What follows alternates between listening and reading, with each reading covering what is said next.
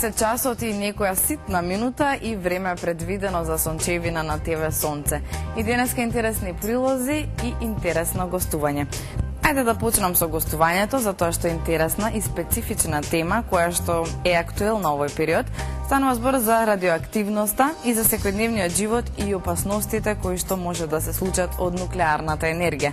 Денеска како мој гостин го имам магистрот Јован Јанушевски, кој што е магистар на физичките науки. Ке го подпрашаме многу прашања поврзани со ова зрачење, со она што се шпекулира низ јавноста за тие некакви ерупции на сонцето, некои проблеми главоболки што се појавуваат, дали се тоа е резултат на нуклеарната енергија. Но, освен ова убаво гостување, денес имаме и два интересни прилози. Едниот е поврзан со кариерата, но тоа не ви го кажувам сега, за да останете со нас. Хороскопот е тука, сервисните информации се тука. Важно е да сме тука и јас и вие, за да испиеме едно кафе и денеска 60 минути да имаме квалитетно дружење. За почеток, со една убава песна одиме, а потоа се враќаме со содржините.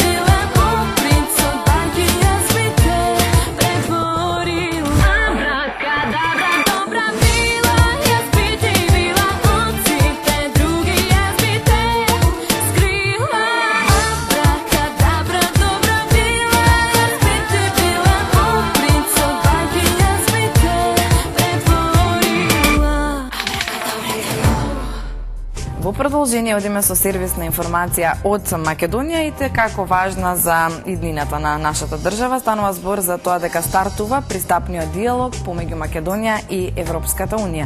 Еврокомесарот за проширување Штефан Фуле денес ќе престојува во посета на Скопје по повод стартот на пристапниот диалог на високо ниво помеѓу Македонија и Европската унија. Од Европската комисија вела дека диалогот не е замена за пристапните преговори, туку начин за внесување на нова динамика на реформскиот процес и зајакнување на европската перспектива на земјата. Од Европската комисија соопштуваат дека ќе се фокусираат на 5 најважни теми и приоритетни области, а тоа се слободата на говорот, владењето на правото, реформата на јавната администрација, исто така реформи во изборниот процес и економските критериуми. Следно од политиката одиме во медицината, а тоа е дека грипот ќе демне и во наредните недели. Грипот се повеќе се шири, а се очекува негова активност и во текот на наредните недели. Според Институтот за јавно здравје, минатата недела се регистрирани нови заболувања на грип, со што бројката на заболени се искачи од 1481 во однос на 987 заболени во претходната недела. За заклучено со 11 март, вкупниот број на заболени во државата во сезоната 2011-2012 изнесува 6220 лица. Најголем број од заболените во оваа сезона се пријавени во Тетово, во Струмица, во Куманово. Повеќе од половината заболени се на возраст од 15 па се до 64 години, а константно најмал е процесот на лица заболени над 65 години. Значи, со грипот и оваа година проблеми. По моето сценарио во продолжение одиме со хороскоп, да видиме што звездите ни велат за денеска и потоа со интересен прилог. Уживајте!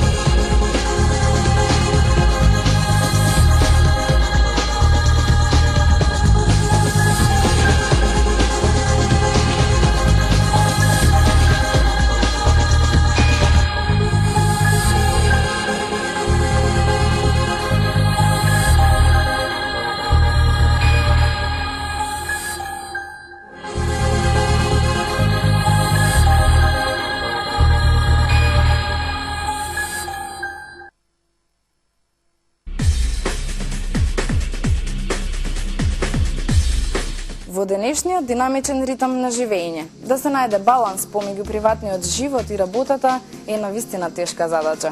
Повеќето луѓе ги носат работните задачи дома, а пак домашните проблеми се обидуваат да ги решат во текот на работното време. Кога не постои баланс помеѓу приватниот живот и кариерата, се појавува стресот со целото свое негативно дејство. Пред околу 10 години јасно се знаеше работното време во фирмите и луѓето лесно можеа да постават граница помеѓу личниот живот и работата. Денес работите се менуваат.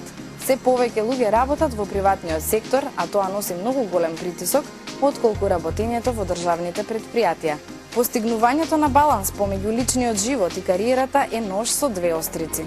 Доколку се концентрирате врз вашата кариера и поминувате повеќе време на работа, сигурно ќе пропуштите многу прекрасни мигови со вашиот партнер и семејството. Во другиот случај пак, ако сте преокупирани со проблемите дома, тешко ќе можете да се концентрирате на вашите задачи и обврски на работното место. Затоа, многу е важно да знаете како да постигнете хармонија и да го намалите стресот во вашиот живот. Еве неколку совети. Оставајте ја работата на работа, а домашните проблеми дома.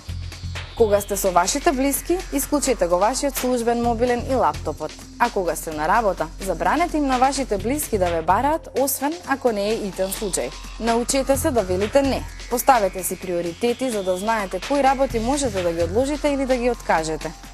Не плашете се да му кажете не на колегата кој бара да завршите дополнителни задачи. Кога ќе ги отстраните работите кои не сте задолжени и не сакате да ги правите, ќе имате повеќе време за сите други нешта кои ви се важни. Организирајте го вашето време. Распоредувајте ги домашните обврски во текот на целата седмица, наместо да ги извршувате сите во еден ден. Запишувајте ги сите работни задачи и важни датуми во нотес. Така ќе знаете кои ви се крајни рокови за задачите на работа и кога треба да поминете повеќе време со вашите блиски.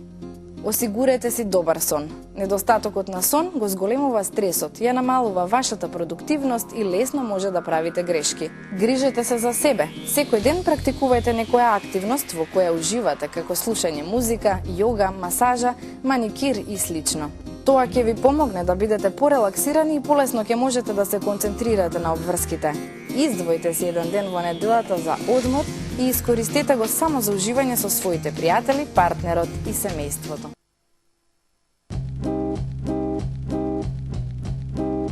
Како да и кажам прости ми, во мене горат стари спомени, рамка вечна слика безлична, јас и таа сон без иднина.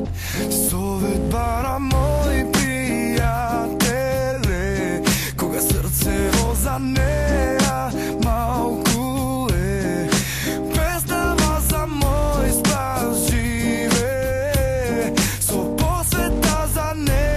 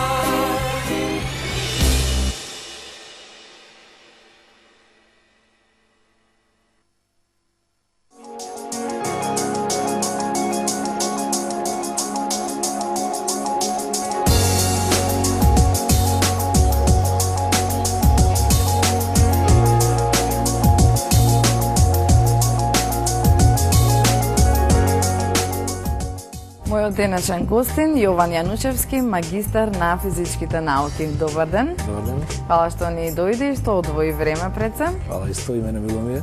Така, интересна тема, актуелна тема, тема која што во периодов влева страв кај луѓето. Да. Станува збор за радиоактивноста и луѓето често пати се плашат од радиоактивноста, па затоа ајде да разјасниме што представува радиоактивност и какви типови на зрачење постојат.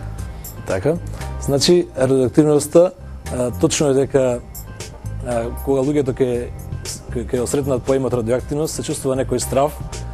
И добро би било да се направи вака една научно-популарна емисија, да се види тоа поподробно и така за широки народни маси, што е тоа радиоактивност. Најпрво би сакал да кажам дека постојат повеќе видови на зрачења кои што се делат според енергијата или според фреквенцијата. И така постојат, сте знаеме, радиобранови, микробранови, потоа имаме инфрацрвена светлина, видливо зрачење, ултравиолетова светлина и потоа постои рентген зрачењето или X зраците и на крајот гама зраците. Значи ова е наредено според скалата, според енергија. Па според тоа ние имаме гама зраците и рентген зраците имаат најголема енергија, додека радиобрановите имаат најмала енергија. Сега да видиме тоа, да малку да разјасниме какви зрачења постојат и сега да видиме што е радиоактивност. Радиоактивност е спонтан, природен процес на распад на нуклеарното јадро. Сите луѓето знаат дека атомското јадро, атомот е составен од јадро и електрони кои се кружат околу него и самото јадро содржи протони и неутрони. И сега самото јадро без надворешно влијание се распаѓа во друг елемент или во некој изотоп на тој елемент и при тоа се емитира зрачење. И тоа зрачење на англиски radiation и во тука потекнува зборот радиација или радиоактивност. Радиоактивноста е природна појава која што во одредени рамки ја како брзина доза ја прима секој човек. Во секојдневниот живот. Така, кога е откриена? Да, ништо страшно, тоа е важно. Кога е откриена радиоактивноста и од кого е откриена? Значи радиоактивноста е откриена од Анри Бекерел, кој што испитувал голем број на ураниумски руди и при тоа забележал некои чудни до тогаш нејасни свајкења, нејасни појави, како што биле луминесценција, тоа е светлување, потоа се појавила ионизација на средината, исто така и затемнување на фотографска плоча, појава која што не била од тогаш откриена. Исто така Марија и Пиер Кюри, сте ги знаат, Марија Склодовска-Кюри и Пиер Кюри, со нивните истражувања се едни од основачите на науката за нуклеарната физика, делот на радиоактивноста, тоа е природната радиоактивност. Марија Склодовска-Кюри работела на прочистување на ураниумска руда и добила 1 грам на радиум, тоа е нов хемиски елемент кој што го добил името поради зрачењето, поради радиоактивноста, radiation, и го добила поимот радиум. И втор елемент кој што е откриен од Марија Кюри, при самата почетоци на радиоактивноста, е полониумот кој што го добил името по земјата од каде што потекнува Марија Кюри, Полска. Да. Кажете ми, ја споменавме ионизацијата, што представува ионизација? Ионизација представува појава која што се случува тогаш кога високо енергетски частички му откинат електрон, цврсто врзан електрон на некој неутрален атом. Тогаш имаме појава која што тој неутрален атом настанува наелектризиран или ионизиран, позитивно или негативно. И тогаш тој ионизиран атом делува на друг неутрален атом, така што тој исто му пренадава некој електризирање и така таа појава се нарекува ионизација. Значи од неутрална средина, нормална состојба кога е атомот, настанува ионизација, дали имаме тука позитивно или негативно електризирање. Таа појава се нарекува ионизација. Така, каде се е распространета радиоактивноста и тоа зрачење? Радиоактивноста, што кажав, е природна појава, таа ја има навсекаде. Радиоактивноста се дели, добро би да кажеме, на природна и вештачка радиоактивност. Природната радиоактивност, сакам да објаснам за тоа што каде се наоѓа радиоактивноста. Природната радиоактивност се исто нејзиното потекло е од самата земја и од космосот. И според тоа ние имаме радиоактивност во секој прехранен продукт, во самиот воздух кој што го дишеме, радиоактивност имаме во вода што ја пиеме, бидејќи потекнува од извори кои што се наоѓаат во длабочина на земјата, а самата земја има природна радиоактивност и постои некоја доза која што е нормална доза која што ја прима секој човек на секаде во светот. Таа е различна на различни места во светот, меѓутоа ја има во храната, водата, почвата, Не е воздухот. опасно затоа што количината е нели. Значи имаме некој тоа се вика background фон кој што се разликува од место на живење, меѓутоа човекот е навикнат на таа доза на природна радиоактивност и не би требало да има никакви последици врз здравјето на луѓето. Се додека е во границите на нормално. Сега го ние како држава каде спаѓаме во однос на таа радиоактивност? Дали кај нас сме сега за сега во границите на Република Македонија, бидејќи немаме ние вештачки извори, мислам, немаме нуклеарна централа која што представува главен извор на вештачката радиоактивност. Во Република Македонија постои природна радиоактивност. Тоа зависи од самата почва, самото потекло на почвата во самата земја. Бидејќи Македонија има големи делови каде што имаме вулканско потекло на самата почва, Македонија дозата која што ја прима човекот е некаде во некои средни вредности на светски европски рамки. Ајде нешто повеќе за употребата на радиоактивноста во медицината. Така. Значи радиоактивноста, кој што кажам, се дели на природна и вештачка. Вештачката радиоактивност, самиот збор вештачка радиоактивност ни кажува тоа дека постојат некои радионуклеиди кои што се добивени по некој вештачки пат, дали тоа се би било нуклеарни централи за потреба на атомски бомби, потоа вештачката радиоактивност исто се потребува во медицината, во индустријата, така натаму. Сега да видиме малку за медицината. Радиоактивноста одиграла голема улога во современото лекување, начин на лекување и откривање, тоа е диагностика на многу заболувања. Добро е било да се нагласи тоа што сигурно луѓето знаат, имаат слушнато дека Марија Кири за време на Втора светска војна имала направена со нејзиниот тим специјален камион кој што представува рентген, вид преносен рентген апарат и одела од место на место и ги снимала ранетите, болните, така натаму, помагала при нивна диагностика и подобро лекување. Значи тука тие се почетоците така на масовна употреба на рентген апаратите. Радиоактивноста во медицината најчесто е присутна во онкологијата, каде што имаме лекување на пациенти, тоест зрачење на пациенти со некои извори на зрачење, и често тоа се техничен 99, кобалт-60 и други извори на зрачење. Потоа имаме радиоактивност во нуклеарната медицина, каде се користат радионуклиди кои што помагаат за лоцирање на некои разни заболувања во самиот организам, како што се јодот на тироидната слеза, за тоа. И имаме при рентген институтите и така натаму. Значи имаме голема употреба на радиоактивноста, вештачката радиоактивност при диагностика и лекување на заболувања. Малце ќе излезам надвор од темата на ова што го зборуваме, малце ќе сакам да чепнем и во овој дел на медицината. Ме интересира, се вели бремена жена, например, доколку направи една рентгенска снимка, меѓутоа можеби не знаела дека е бремена, е многу опасно. Зошто е тоа така? Зар многу внесуваме зрачење тогаш кога правиме една рентгенска снимка? Тоа е добро прашање, тоа е малку дискутабилно прашање. При секој, пример, при рентгенска снимка, при обичен рентген апарат или при компјутерска томографија, организмот прима некоја одредена доза на радиоактивност. Затоа се препорачува да се кори, таа во глобала не би требало да биде штетна за самиот организам, бидејќи поединечно снимање прима некоја доза која што може да ние да ја примеме при секојдневниот живот од самата природна радиоактивност. Меѓутоа, континуирано снимање на некој човек на рентген апарат, значи многу пати во краток временски интервал може да предизвика доза, таа е кумулативна доза која што ја прима човекот и може да представува последици за здравјето. Сега за бремените жени, тоа најдобро би требало да знаат рентгенолозите и луѓето кои што работат со тие зрачења, меѓутоа не би било пожелно да имаме често пати снимање на бремена жена, бидејќи таа прима одредена доза, тоа се пренесува на фетисот, на плодот, така натаму прима некоја повеќе пати снимање по голема доза која што би можело да има наштети. Да, дали се потребни нуклеарни централи? Значи ова е доста дискутабилно прашање. Живееме во свет каде што со самиот економски развој луѓето се стремат, самите држави се стремат кон голем економски развој, а само до тоа имаме голема потреба од електрична енергија. Исто така знаеме дека конвенционалните извори на електрична енергија како што се термоцентрали, хидроцентрали и така натаму, полека, но сигурно се губат изворите, тоест знаеме дека јагленот се користи при термоцентралите, како што е Рибитол во Македонија. Меѓутоа ние знаеме дека во наредниот имаме јагленот за наредниот 20 до 30 години.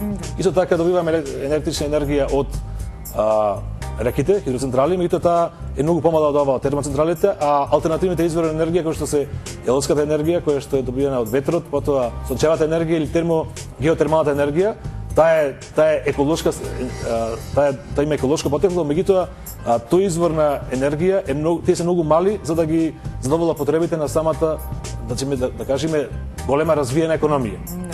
Според тоа се појавува потреба од создавање на нуклеарни централи во светот кои што ќе ги снабдуваат големите потрошувачи. Ние знаеме дека една топилница троши огромна количество енергија и единствен извор на тие големи земји, така што како што се речеме Соединените американски држави, Русија, Франција, Јапонија и други, користат нуклеарни централи не само самата индустрија, туку и за самиот потребите на самите градови.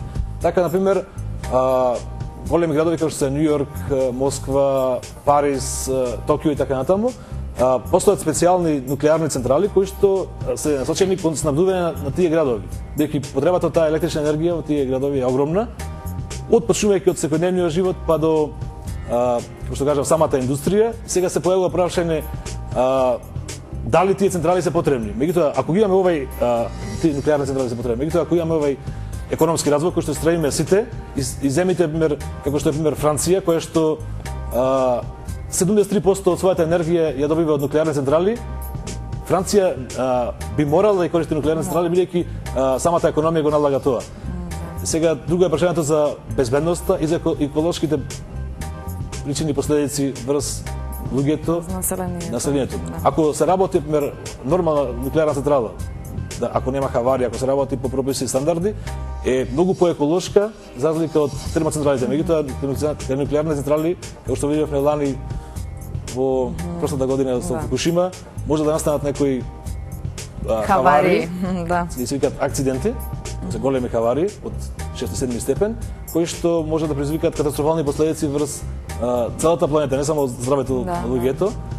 За тука имаме потекло на тие хавари, ќе разборуваме подоцна. Да. Ајде кажете ми колку дена светот брои нуклеарни централи? Дали ги има во огромен број? Според последните подоци, така мислам дека беше во светот постојат 442 нуклеарни централи, од кои што повеќе од половина се наоѓаат во Соединените американски држави, Јапонија, Франција и Русија.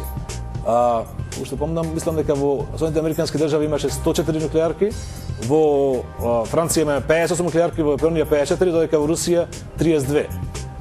Значи над повеќе од половина од вкупниот број на нуклеарни централи се наоѓаат во овие високо развиени земји, додека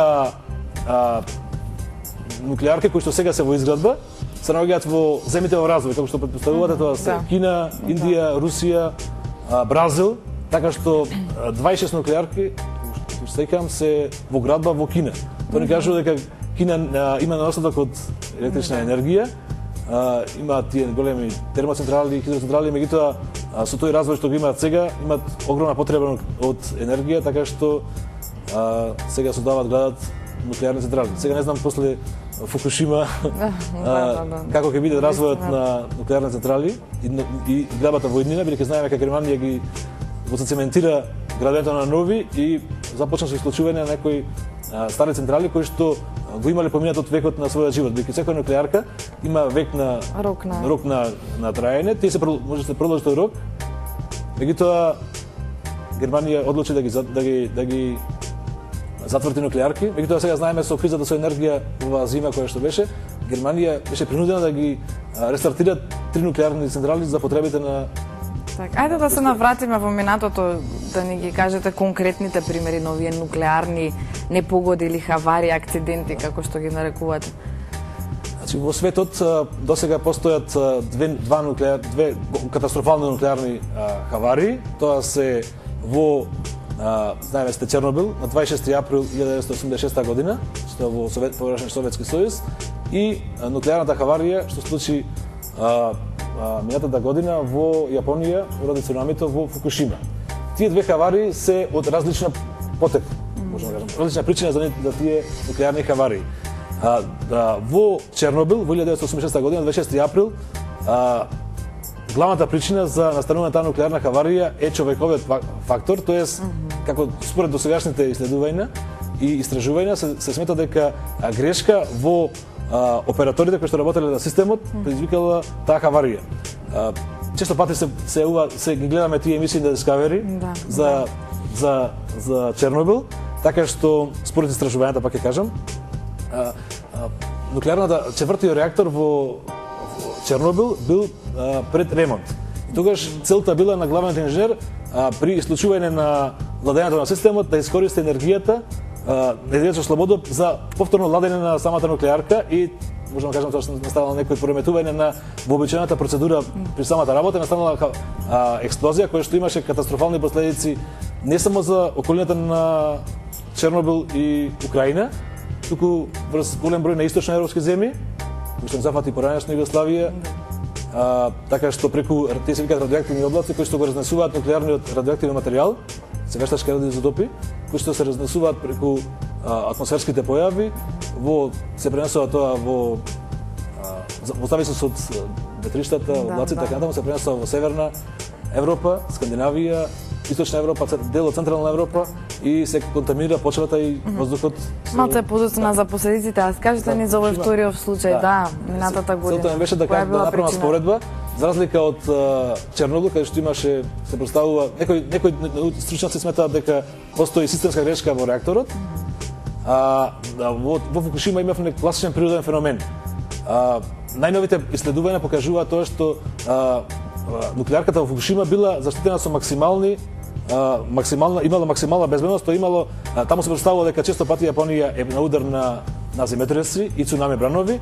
Јапонците при самата конструкција на нуклеарната централа Фукушима Даини во Фукушима конструирале еден вид на одбранбен механизам на бран кој што може да настане од до магнитуда од земјотрес, цунамите до 9 степени. Меѓутоа, за прв пат во последната катастрофа во Фукушима настанала појава која што порано била сметана за теоретска, сега се докажала според најновите истражувања дека настанала интерференција на брановите при цунамито и ударниот бран кој што го погоди местото Фукушима и населените места и нуклеарката е за 2 пати поголем од максимално очекувано до тогаш бран кој што може да предизвика хаварија нуклеарката и настана таа катастрофа, што за среќа ќе кажам дека се случи во Јапонија, земја која што има висока свест и голем интелектуален и научен потенцијал.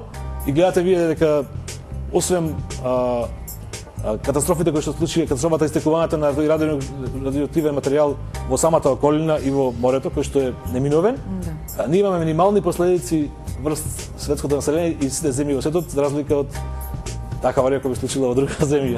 Да, навистина, тоа е мерките во ефективноста на мерките, по тоа е најважно. Но ајде прво за последиците, што све може да се случи како последица од, било каде да биде тој удар во светот на нуклеарна хаварија, кои би можеле да бидат страшните последици врз целото население на планетата? Многу важно се нагласи тоа што најголемата опасност настанува при почетните недели, првиот временски интервал после нуклеарната хаварија, бидејќи се испуштаат така наречени краткоживеачки радионуклеиди.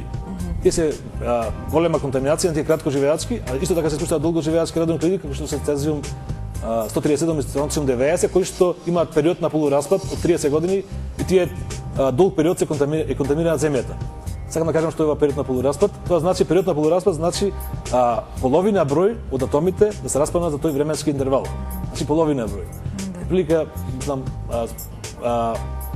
при нуклеарните хаварии најголемата опасност постои од тие како што кажав краткоживеачки радионуклиди како што се јод 131, ксенон и така натаму, европион и други радионуклиди кои што брзо контаминираат блиската околина, меѓутоа може да настане и подалечена околина кој што се пренесува преку ветриштата, облаците и нуклеарниот дожд кој што паѓа и контаминира самата земја.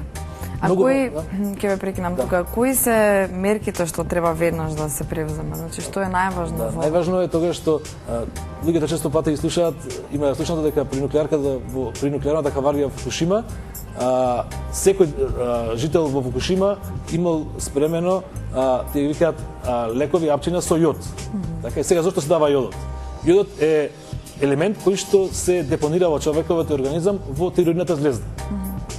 И сега настанува појава така што луѓето, ако постои опасност од тој радиоактивен, се зборуваме за топ на тој јод, радиоактивен 131 јод, кој што се ствара во слободува при нуклеарните централи, тој јод како место каде што се вградил во човековиот организам, оди директно во тироидната жлезда и затоа луѓето преку вештачко внесување на нерадиоактивен јод засетуваат, станува сатурација на тироидната жлезда и тој радиоактивен јод всушност не би имал каде да влезе, да се намалат тие последици од тоа внесувањето на тој јод во тироидната жлезда. Имаме искуство од нуклеарната хаварија во Чернобил, така имаше голем број на канцерогени заболувања, огромен број. Ден денеска има огромен во Белорусија, Полска, дел од Полска и во Украина, од болест на тироидна жлезда, потоа болест имаме од на крвта, на коските и така натаму, значи канцерогени заболувања, други заболувања. И тогаш треба да се преземе мерки населението во тие области каде што е зафатена хаваријата, треба најпрво населението да се одсели, да се направи реон каде што ќе имаме забрането присуство на луѓе околу таа хаварија, потоа да се внимава при излегувањето од дома, бидејќи кога седиме во затворени простори примаме многу помала доза за разлика од отворени простори, потоа при самата исхрана.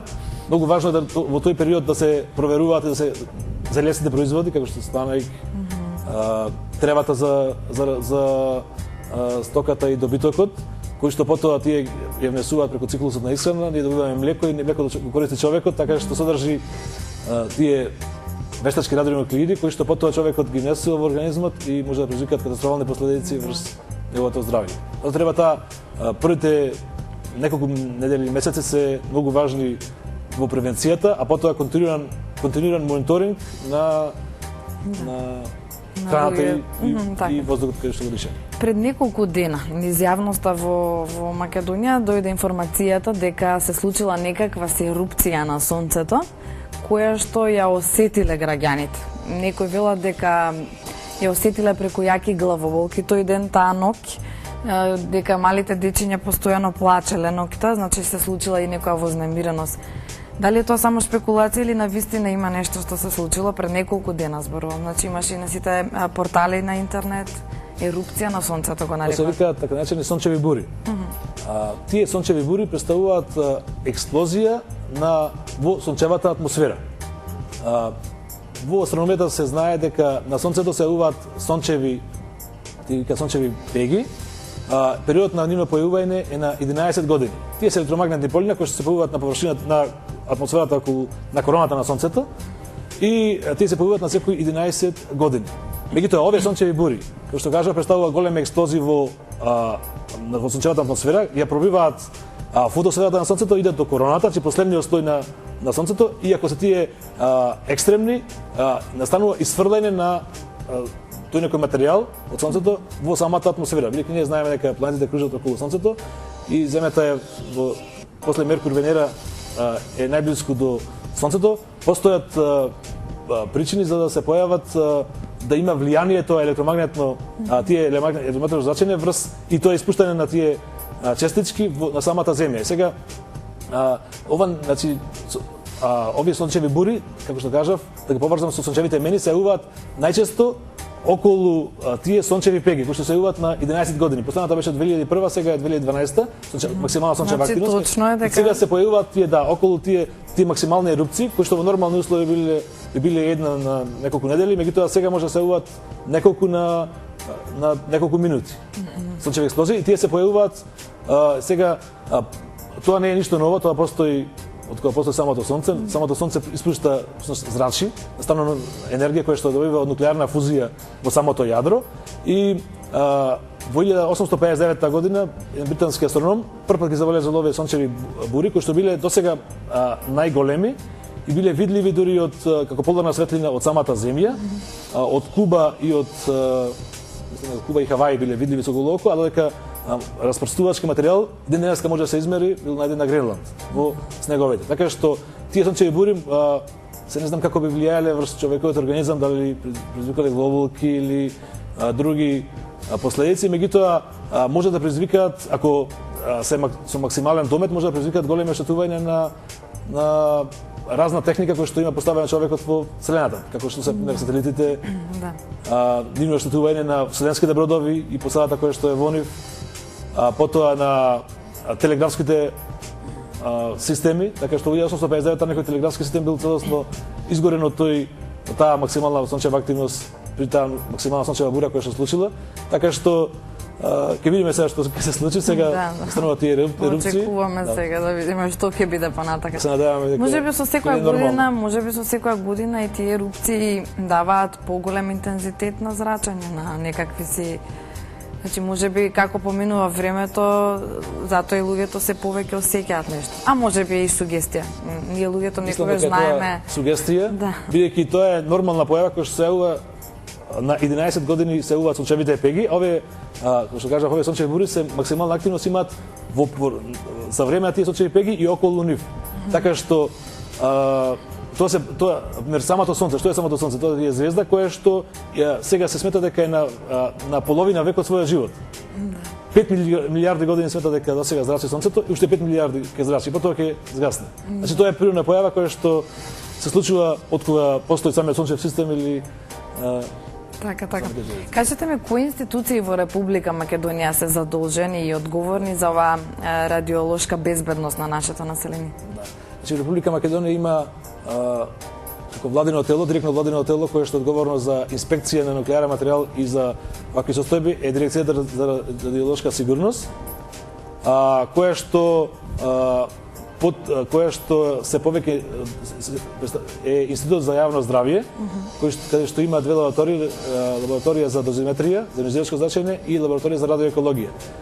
Тие поседуваат системи за мониторинг на радиоактивноста и вршат мониторинг на природната радиоактивност и на контрола на разни примероци кои што доаѓаат при инспекција или при довоз или при извоз од самата земја и при појава на некоја несакана последица тие известуваат, има специјални меморандуми, така што тие известуваат Дирекцијата за радиолошка сигурност, која што потоа преку државно тело е во корелација со Меѓународна агенција за атомска енергија, која што е светско тело под Обединените нации кој што се грижи за безбедноста на радиолошката сигурност на луѓето и на нуклеарните централи.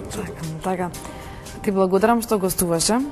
Ова е една вистина интересна тема. Од твојата бранша има и многу други интересни теми кои што ќе ги опфатиме понатака во идните емисии на Сончевина. А во продолжение одиме со флеш вестите и потоа интересен прилог за вас.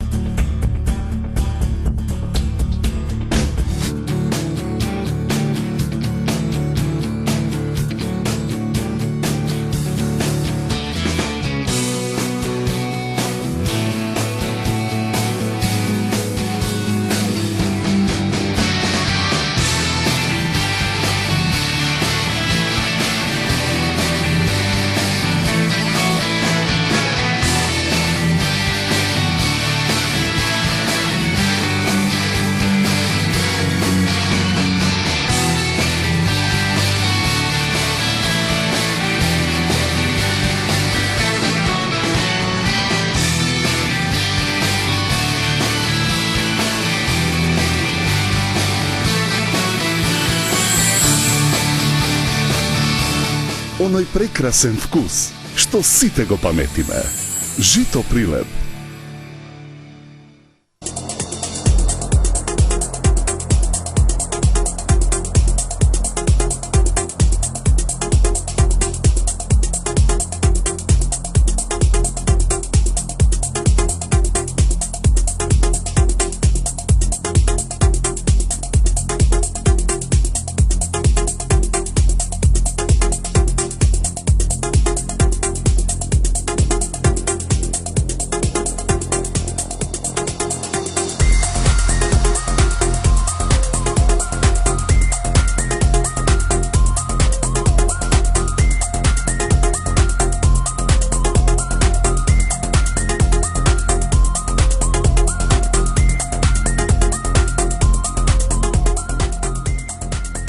Традицијата продолжува.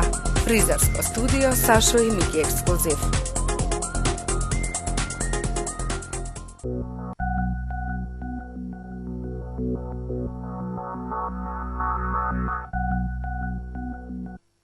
Ривалство помеѓу вашите деца. Родителите на две или повеќе деца ќе излажат ако тврдат дека никогаш не забележале ривалство кај своите најмили. Ривалството најчесто се појавува уште со раѓањето на второто дете и како што растат децата, така започнуваат да влегуваат во конфликти за се и се што. Во моментите на кавга помеѓу вашите деца можете да слушнете: ти неа ја сакаш повеќе од мене. Зошто секогаш и јас сум крив за се? Поубаво ќе ми беше да немав сестра.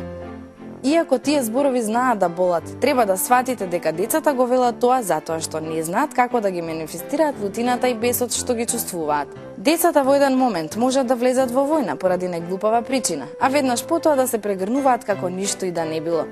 Помирете се дека ривалството и несогласувањата се нормален дел од процесот на растење и стремете се да ги сведете на минимум. Ривалството е поизразено кај децата чија возраст се разликува со 2 до 4 години.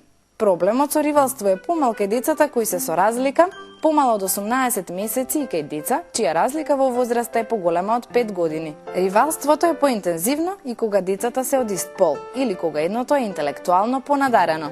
Дали треба да се загрижувате за постојаните кавги? Малите кавги не треба да ви изгледаат страшно и да ве замислуваат дали еден ден вашите деца ќе успеат да пронајдат заеднички јазик. Експертите се едногласни дека постојаните кавги во детството не влијаат на врската што децата ќе ја имаат кога ќе пораснат. Кавгите и закачките имаат и позитивна страна. Децата се трудат да ги разрешат споровите и несогласувањата и на тој начин учат да постигнуваат компромис и да соработуваат. Се разбира, тоа може малку да ве утеши, но ако се соочувате со секојдневни викотници и кавги помеѓу вашите деца, сигурно не ви се чека тие да пораснат за да се смират, туку целта ви е да ја вратите хармонијата во домот. Како да се справите со ривалството помеѓу вашите деца? И во случаите кога викањето и препирките ве вадат од такт, се препорачува да останете настрана и да им дозволите на децата сами да го решат конфликтот. Вашето вмешување нема да им помогне да се научат да се справуваат со споровите. Но, кога гледате дека караницата ескалира и расправијата станува жестока или има ризик да прерасне во физичка пресметка, време е за ваша интервенција. Еве како да реагирате во таквите моменти. Поттикнете ги да преговараат за да постигнат компромис. Кажете им дека треба да се изслушаат едно со друго. Дајте му право и можност на едното дете да зборува, па слушнете ја и приказната на другото. Побарајте од нив да понудат решение на проблемот. Ако и двете не понудат прифатливо решение, бидете справедлив судија и донесете одлука вие. Поставете правила и барајте да бидат почитувани. Без исклучок, забранете им на вашите деца да користат физичка сила, да се нарекуваат со погорни зборови или да посегаат по играчките на своето братче или сестриче. Исто така, пред време кажете им ги последиците од прекршувањето на правилата кои важат за двете подеднакво, за да не се случи едното дете да мисли дека повеќе го сакате неговото братче или сестриче, па така само тоа да заработува казни. Никогаш не заземајте страна. Се случува едното дете да е попроблематично и редовно да е иницијатор на кавги, но никогаш не треба да му велите: не можеш ли да се огледаш на брат ти? Така само ќе го зголемувате интензитетот на ривалството помеѓу вашите деца. Треба да бидете неутрални. Ако се тепаат, веднаш разделете ги. Седнете ги на различни кревети или разделете ги во различни простории. Понекогаш е доволно само малку време да поминат разделени и да заборават на непријателските чувства. Колку и на одредени моменти да не се сакаат кога се разделени, ќе сватат дека им е многу позабавно кога се заедно. Поминувајте време насамо со секое дете одделно. Не ги принудувајте се да им биде заедничко. Секое дете треба да си има сопствени играчки, но треба да ги поттикнувате да споделуваат. Например, кога неговото братче ќе побара да си поигра со неговата играчка, детето треба да биде пријателски расположено и да му ја даде. Секое дете треба да ви биде фаворит. Кога ќе ви биде поставено прашањето, кој сакаш повеќе, мене или бато? Дајте дипломатски одговор. Двајцата ве сакам на посебен, специјален начин. И избегнувајте го одговорот, двајцата ве сакам исто. Фалете го доброто однесување. Може би најважно од се е родителите да го фалат и наградуваат доброто однесување. Така децата учат дека тоа што го прават во моментот на вашите пофалби е правилно. Кога ќе ги видите дека играат заедно во мир, речете им: обожавам кога ве гледам колку се сложувате.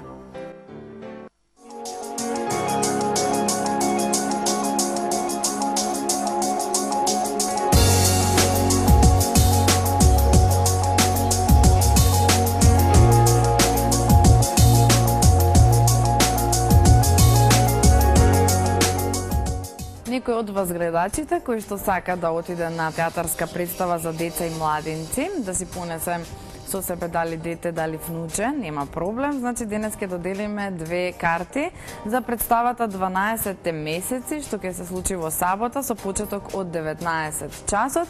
Повикувам некој да се јави на 3130-137 или 3211-906. 12 месеци е представа во која се е направено да биде блиско, мајсторски, согледано и создадено по мерка на фантазијата на децата. Преубава представа за во сабота во 19 часот. Очекувам некој да се јави за да ги подигне овие 2 карти, значи гратис влезници за представата 12 месеци. Во меѓувреме, додека да вклучиме јавување, сакам да прочитам една интересна информација. Животот над... Имаме јавување? Веднаш? Супер. Здраво, за кого? Значи веднаш некој ни се јави што сака да оди на представа, да видиме само кој е тоа. Добар ден, за кого? Кој ни се јавува? Билјана на телефон. Билјана, како сте ми денеска? Добро, вие? Добро, одлично. И ние со сонцево и расположението е подобро? Баш ми е драго. Да, кажете ми во сабота сте слободни за представата? Да. Одлично, значи таа почнува во 19 часот, но картите ќе ги подигнете од самата билетара до 18:30. Важи? Добро, фала ви многу. Со кого ќе одите? Со синот. Со синчето, супер, да. Интересна е представата. Колку годинки има синот? 3,5. 3,5, супер, одлично. Убаво да се забавувате и да се чуеме од понеделник да ни кажете како сте си поминале. Важи. Поздрав, се најдобро. Пријатно. Во продолжение една многу интересна информација, подкрепена со убави слики, станува збор за животот над облаците. Овие жители буквално го живеат животот на висока нога, бидејќи погледот од нивните врати се протега точно над облаците. На висина од 2195 метри, жителите на Нагар Кот, кои се наоѓа на Хималаите во Непал, можат да го набројат Монт Еверест како нивен најблизок сосед. Малата популација од само 3500 луѓе ја базира својата екзистенција на падините на стрмните планини и со векови обстанува благодарение на земјоделските активности и традиционалните земјени тераси кои ги спречуваат посевите да се изливаат кон дното. Но, наместо метроата и за крчениот сообраќај, кога овие луѓе одат на работа, тие се поздравени од неверојатните погледи над облаците кои се протегаат под нивните нозе. Фотографот Антон Јанковој од Украина патувал до неверојатната област која е лоцирана на 30 км оддалеченост источно од главниот град на Непал, Катманду. Пейзажите се едноставно волшебни. Повеќето од нас го минуваат целиот живот гледајќи нагоре кон облаците, но овие жители го прават токму спротивното и гледаат надолу. Што да кажам, освен блазесим на овие луѓе за гледката што секојдневно ја имаат и интересно место за живење дефинитивно. Сега информација од Македонија. Тоа е дека денеска е крајот на рокот за поднесување на годишна даночна пријава. Рокот за поднесување годишни даночни пријави за остварени дополнителни приходи во 2011 година беше до денес. Годишна даночна пријава треба да достави секој граѓанин кој покрај плата или пензија остварил и дополнителен приход од кирија, авторски права, дивиденди, продажба на хартија од вредност, одработен ангажман во амбасада, игри на среќа, лични примања од странство и така натака. Годишната даночна пријава во Скопје може да се достави во регионалната дирекција, даночните шалтори во Газибаба и Чаир и контакт центарот во ГТЦ. Следна информација ни е дека се доделени наградите за најдобар промотор на Македонија. Станува збор за тоа дека во кинотеката на Македонија вчера беа врачени наградите за најдобар промотор на Македонија за 2011 година. Според резултатите од гласањето, добитници на наградите во 4 категории се Симон Трпчевски за уметност и наука, Љупчо Јузмески за туризам, извоз и предприемништво, македонската кошаркарска репрезентација за дипломатијата од добра волја и Александар Богатинов кој освои најголем број гласови од јавноста. Жирито додели 3 еднакви награди за животно дело, кои ги добија Вирџинија Еванс, основач на Македонскиот филмски фестивал во Торонто, потоа е Градимир Панков, танчер и балетски работник и Симон Трпчевски за многогодишни врвни достигнувања.